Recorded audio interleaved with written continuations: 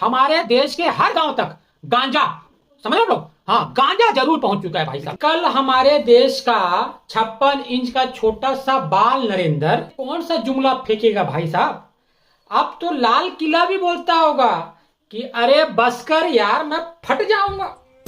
भाई साहब देखना आप लोग, कल जेनजी को लेकर ये जो हम लोग का बाल नरेंद्र है ना, लंबी लंबी छोड़ेगा। अब मैं आपको उदाहरण से समझाता हूं। इसको 2022 तक देश के किसानों की आय दुगनी करनी थी, पर भाई साहब ने 2022 तक अंडानी, आप लोग समझ रहे हो ना, अंडानी की आय 20 गुनी कर दी थी। और तो और भाई साहब 2022 तक इसको हमारे देश के हर कच्चे घर को पक्का कर देना था। वाह मोदी जी वाह। पर इसने और इसके चेले चपाटों ने उन पक्के घरों पर भी बुलडोजर चला दिया जिनका निर्माण प्रधानमंत्री आवास योजना के तहत किया गया था।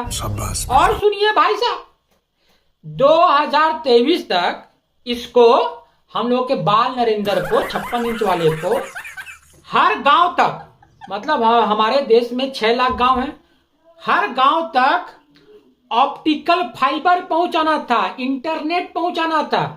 भाई साहब अब इंटरनेट पहुंचा हो या ना पहुंचा हो, लेकिन एकदम कड़वा सच बता रहे हैं, हमारे देश के हर गांव तक गांजा, समझ लो आप लोग, हाँ गांजा जरूर पहुंच चुका है भाई साहब। और इस 56 इंच वाले बाल नरेंद्र की एक महत्वाकांक्षी योजना थी, 100 स्मार्ट सिटी का निर्माण।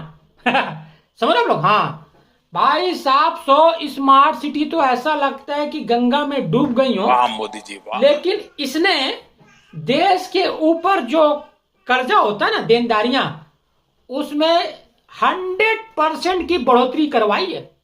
अब सोचिए, तो मैं हमारे देश के जनजी से कहना चाहता हूं कि कल ना इसके बहकावे में आने की कोई जरूरत नहीं है, और कोई ये बड़ी घोषणा नहीं करेगा जनजी को लेकर।